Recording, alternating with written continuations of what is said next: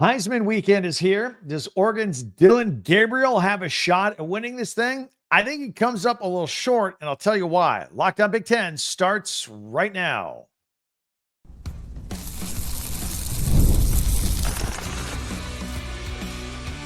You are Locked On Big Ten, your daily podcast on the Big Ten Conference. Part of the Locked On Podcast Network, your team every day. Welcome to Locked On Big Ten. I'm Craig Shemon, 40 years as a sports talk show host and play-by-play announcer. And I want to thank you for making us your first listen each and every day. We're free and available wherever you get your podcast and on YouTube, part of the Locked On Podcast Network, your team every day. Today's episode is brought to you by Game Time. Download the Game Time app, create an account, use the code LOCKEDONCollege for $20 off your first purchase. So, can Dillon Gabriel win the Heisman? We'll get into it. Oregon and Penn State, they may have a rematch in the playoffs. We'll see, but the Big Ten schedule is out for 2025, and there is the rematch between those in the Big Ten championship. Plus, we'll have our Pigskin Picks. But Saturday is Heisman Saturday. That's where we've doled out a big old heavy trophy to college football's most outstanding player since the 1930s.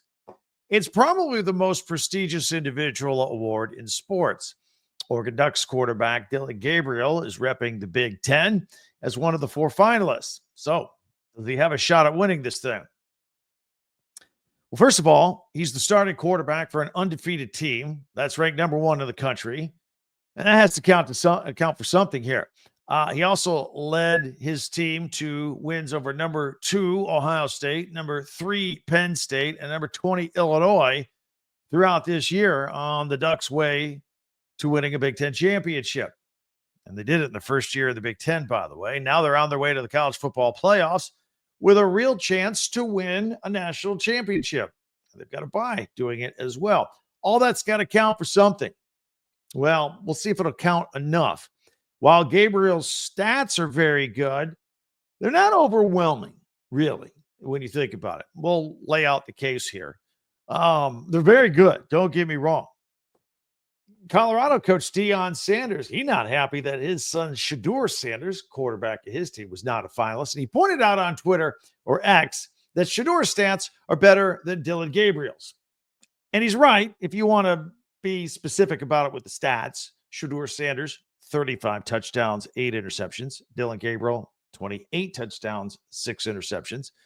Shedeur Sanders throwing for over 3,900 yards. Dillon Gabriel over 3,500 yards. But as I mentioned, Gabriel did it with an unblemished record and beat 3 ranked teams and won a conference title. Oregon's schedule was a lot tougher. Colorado had a nice season and all at 9-3.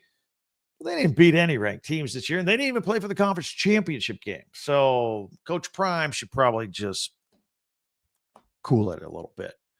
What about the other quarterback who was a finalist? Miami's Cam Ward. Nobody wanted Cam Ward out of high school. He had one scholarship offer out of high school, and that was from Incarnate Word. That was it. This year, the Canes, he had a pretty good year for the Canes. He led the country with 36 touchdowns, number 2 in passing yards at over 4,300. By the way, that's significantly more than Dillon Gabriel. And he was number 3 in yards per attempt, 9.5. That's impressive. He can throw the ball downfield. That will serve him well in the next level. Sadly for Ward, the Hurricanes' late season loss to Syracuse kept them out of the ACC championship game and thus out of the college football playoffs. So I would think I would put Dillon Gabriel above Cam Ward here. Now, while Coach Prime was busy complaining that his son, his quarterback, didn't make the Heisman finalist list, one of his players did. And that's his wide receiver / cornerback Travis Hunter, a true two-way player who almost never left the field. He finished in the top 5 nationally in receptions, receiving yards, passes defended, and graded out number 1 in pass coverage. He had 92 catches, 1,152 yards, 14 touchdowns, 4 interceptions on the other side of the ball. And I think it's going to be interesting to see if not only if he wins the Heisman, which I think he will. I think he will win the Heisman. But what position will he play in the NFL? He might be a better corner than wide receiver, but wide receivers make a lot more money a lot more money. Maybe he'll be a unicorn and play both ways in the NFL as well. That's a lot of hits. That's a lot of abuse on a body to play a full 60-minute game on both sides of the ball. Then there's also running back Ashton Jeanty out of Boise State. He rushed for just under 2,500 yards and 29 touchdowns while sitting out a lot of fourth quarters because those games were in hand. He had 6 200-yard games, and he's on pace to break Barry Sanders' all-time rushing record. There isn't another running back within 800 yards of him in the entire country. And by the way, he helped Boise State to the college football playoffs and a first-round bye. Now, back in my day, this guy with these stats, with this performance, would have been an automatic Heisman Trophy winner. We had a nice run several years back. It was running back. It's kind of a running backs award for a while. Now it's, for the most part, not always, but for the most part, it's kind of become a quarterback's award. I don't know if it necessarily goes to the most outstanding player in the country. Maybe it still does in some people's mind. Anyway, it is usually a quarterback award.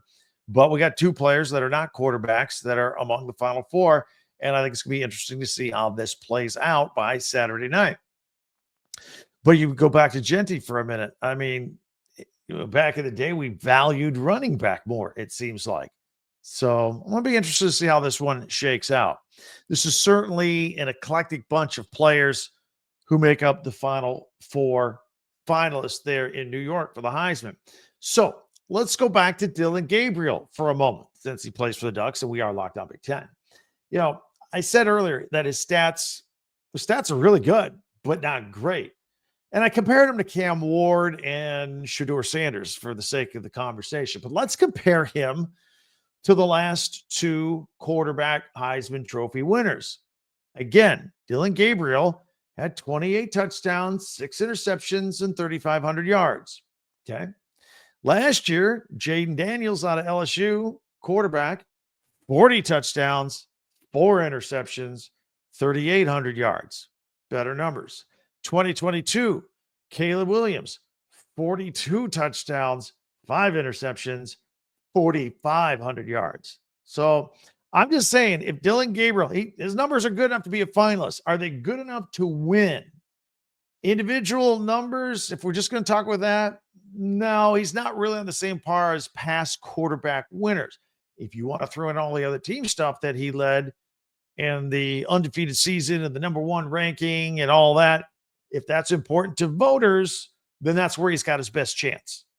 And it seems to me if you're the starting quarterback for the best team in the country, you ought to get fair consideration. And I think he will. I just don't know if he's going to be the final guy standing on Saturday night. So we'll see how it plays out. I'm not a Heisman voter. We'll see how they vote. And by the way, that doesn't mean if he doesn't win, that doesn't mean he's not currently wrapping up what is a wonderful season. Dillon Gabriel has been phenomenal. And again, he had to make a gutsy call too to leave Oklahoma last year, almost like a year ago this week. Got into the transfer portal, ended up at Oregon, wanted to play for Dan Lanning, and it has all worked out. It's been great. We'd love your thoughts and comments on who you think is going to win the Heisman Trophy. Let's hear it, whether you're a Ducks fan or not. I'd like to hear if you think Dillon Gabriel is going to get it, if it's going to go to one of the other guys. Hit us up with the comments on YouTube as well. Don't forget, you can also reach out to us at talkbig10.com, and that's where all of our podcasts go. And we're helping you out with Christmas shopping. Got all the links to the Big Ten schools merchandise, shirts, T-shirts, hats. You got a friend, a family member that's a Big Ten alum. You want to get a little stocking stuffer because you don't have any ideas right now, and we're running the clock here. It's getting to be Christmas. Go ahead and get that extra special gift for that extra special someone right there at Talk Big 10. That's the number 10, talkbig10.com. Also, I always ask our viewers to subscribe to this podcast right now. It's free. It's always free. You just click the subscribe button, and you and I are linked together, all things Big Ten, each and every day. You can follow Locked On Big Ten for free wherever you get your podcast. That way you get the latest episode as soon as it becomes available each and every day. All right. So Oregon and Penn State, I don't know if they're going to have a rematch in the playoffs or not. They might, but they're definitely going to have a rematch in the fall of 2025. The Big Ten schedule came out this week. I decided to look at it a little closer. We're going to talk about it because it's fascinating. We're going to do all that, and we'll have our Pigskin Picks, all that coming up in just a minute right here on Locked On Big Ten. Let me tell you about the Game Time app. This helps you get tickets. If you're going to an event, Big Ten football, big college football playoffs, Big Ten basketball, NBA, whatever you want to do, or even concerts or comedy shows, if it needs a ticket, you need Game Time. Game Time can get you the tickets and make it smooth and easy. First of all, upfront pricing, no surprises at the end. The panoramic picture, the view of the seat of the ticket you're about to buy. Plus, they have the lowest price guarantee, or Game Time will credit your price, the difference, 110%. And it is the most flexible customer service policy in the ticketing industry. Take all the guesswork out of buying tickets with Game Time. Download the Game Time app, create an account, use the code LOCKEDONCollege for $20 off your first purchase. Terms apply. Again, create an account or redeem code LOCKEDONCollege, LOCKEDONCOLLEGE for $20 off. Download Game Time today. Last minute tickets, lowest price guaranteed.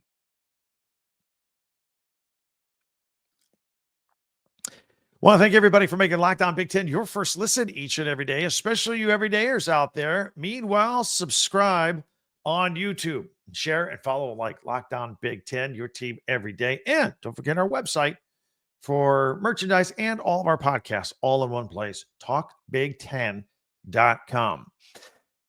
So the 2025 Big Ten college football schedule came out. We knew opponents. We put dates to it. We don't have times yet or networks or any of that. We can guess on some of them, but a couple of things that jump out at us.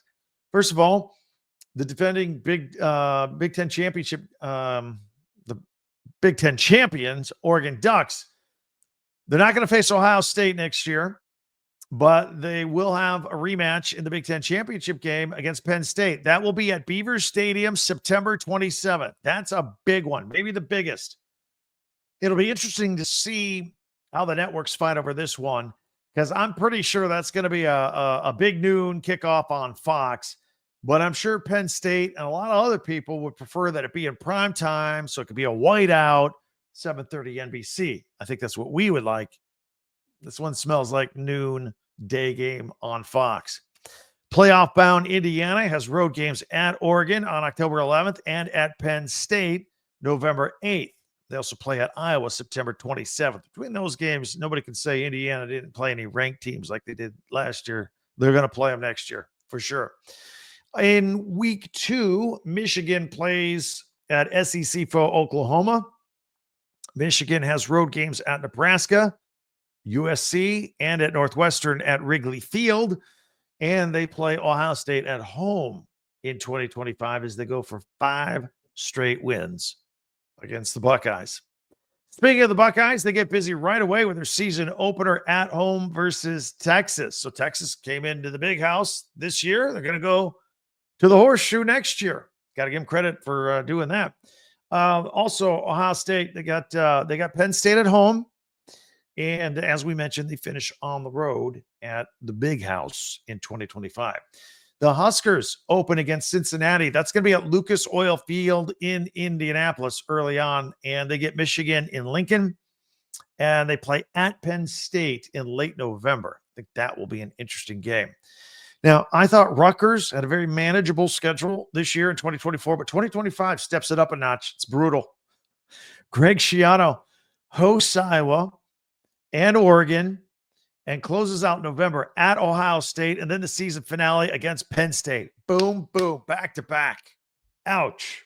That's tough. Lincoln Riley and the USC Trojans have a stretch in October where they host Michigan. Then they play Notre Dame. Then November 1st, they're at Nebraska. So the middle of their schedule is looking middle to late, looking pretty tough for USC. They also have Iowa, and they got a game at Oregon in November. That's a tough schedule for USC. And again, Lincoln Riley is kind of in a pivotal year where people are wondering, hey, is he our guy long-term or not? And this schedule's pretty tough. Washington gets both Ohio State and Michigan on the docket. They also host the Buckeyes in late September. Then they go to the big house October 18th. Oh, and they close out by hosting Oregon. So 3 really big games on the Washington schedule this year. Now, Remember how Wisconsin hosted Alabama this year at Camp Randall early in the season? Well, now it's a home and home, so they play at Tuscaloosa on September 13th. They're also at Michigan October 4th. They host Ohio State October 18th. The following week, they're at Oregon. And then they're at Indiana November 15th. This might be the toughest schedule in the country, bar none. Tough spot. I mentioned Lincoln Riley a moment ago. Luke Fickell, also a tough spot. This will be year 3 for Luke. And that can be a problem because Wisconsin's only won 11 games in his first 2 years. The problem is, you bring in a new coach, you got to start showing something by year 3. People in charge get a little twitchy. Fickell's problem has been he hasn't been able to get the quarterback spot right at all. And then you throw in a schedule like this, getting tougher each year. And by year 3, 2025, that is going to be tough for the Wisconsin Badgers. Love to hear from you Badger fans on that deal. We do have some basketball this weekend I want to make you aware of for men's basketball. In fact, quite a bit. I mean, we're really getting going, Big Ten basketball. We'll have our Pigskin Picks segment. I'll tell you about that in just a second. But Saturday, we've got the Indy Classic up in Indianapolis. 17th ranked Texas A&M taking on 11th ranked Purdue. That's at 12 o'clock on CBS. And then the next game is number 20 Wisconsin taking on Butler. That's at 2:30. That's on the Big Ten Network. It's weird. You got a classic. First game's on one network. The second game's on another network. You don't see that too often. So the Purdue game, Texas A&M, CBS, 12 o'clock Eastern. Wisconsin Butler, 2:30 Eastern. That'll be on the Big Ten Network. Coppin State still looking for its first win of the year at 0-11. They go into Penn State, which is sitting at 8-2. That's a 12:30 game on the Big Ten Network. Ohio State and number 2 Auburn, 1 o'clock Eastern, ESPN2. That's part of their holiday hoopsgiving. So check that out. And then number 24 UCLA is at Arizona, 3 p.m. ESPN2. That is the Hall of Fame rivalry. Seton Hall is at Rutgers at 3 o'clock. This is all Saturday on Fox, part of the Garden State Classic. And the number 1 team in the country, Tennessee, at Illinois. A lot of Big Ten action here this week at 5:30 Eastern on Fox. And that's just Saturday. Looking ahead to Sunday's schedule with men's hoops. New Orleans is taking on Iowa at Iowa, 2 o'clock on the Big Ten Network. That's 2 Eastern. 4 o'clock Eastern, Georgia Tech is at Northwestern. That is the MKE tip-off. I don't know what that is, but it's a lot of smart people. If you got Georgia Tech and Northwestern getting together, that's on the Big Ten Network. And Stephen F. Austin is at 12th ranked Oregon, 6 p.m. Eastern, 3 p.m. Pacific. That's on the Big Ten Network. And finally, Sunday, Montana State at USC, 8 p.m. Eastern, 5 o'clock Pacific on the Big Ten Network. So making that transition right now from football to basketball, which we'll keep an eye on here. Still, Pigskin Picks. What we're going to do, I'm going to throw in a little Army-Navy just for fun. I have some thoughts on it. That's the only game this weekend, although we do have some bowls getting going as well. We're going to take one last look at the Heisman Trophy odds and the national championship odds of the 12 teams in. That's all coming up, part of our Pigskin Picks. That is next right here on Locked On Big Ten. FanDuel takes the excitement of watching games and makes it even more exciting. Take the NFL, for example. Check it out with FanDuel. FanDuel, America's #1 sports book. Right now, new customers can bet $5 and get $150 in bonus bets if you win. The FanDuel Sportsbook app gives you everything you need to place your live bets on the NFL all in one place. So you get a hunch in the middle of the game, go right to the same place to check your stats, scores, all that, right there on the same page where you place your bets. Just visit FanDuel.com and join today. You get started with $150 in bonus bets if you win your first $5 bet. That's at FanDuel.com. Never waste a hunch. Make every moment more with FanDuel, an official sportsbook partner of the NFL. Do you know we have 2 Monday night games? I know. We usually do it at the beginning of the season. We got 2 Monday night games this week. Bears and Vikings. Vikings -7. I like the Vikings. They don't lose. They're hanging with Detroit in the standings. Falcons -4 at the Raiders. I don't like the Falcons right now. Give me the Raiders at +4, even though, Kyle's banged up. He's going to try and play with a bruised knee. Falcons and Kirk Cousins are not playing well. Anyway, you make bets like this right there at FanDuel.com. FanDuel, an official sportsbook partner of the NFL. All right, it's time now for our Pigskin Pick segment. We don't have as many games, of course, so we're going to look at a few other things as well. But we do have a game. I'll put it on screen here so we can look at this a little closer. I'll give you my thoughts. So, Army-Navy game, Navy-Army. Army is a 6.5-point favorite. Now, this game is a little different for a couple of reasons. Number one, there's 19 wins between the two of them. They're good this year, but this is going to be a good game. But right now, Army, a 6.5-point favorite. There's also another rule that we always have. Always take the under on the Army-Navy game, no matter what the number is. This year, it's a little higher than normal at 39.5. These teams can both score.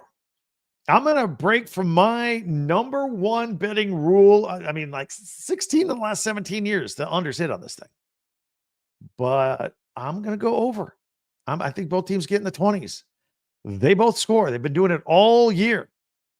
I do like Army also to cover by a touchdown. So Army by a touchdown, and I'm going to take the over in the Army-Navy game, 39. Look, I used to always take the under in Iowa games, but not this year.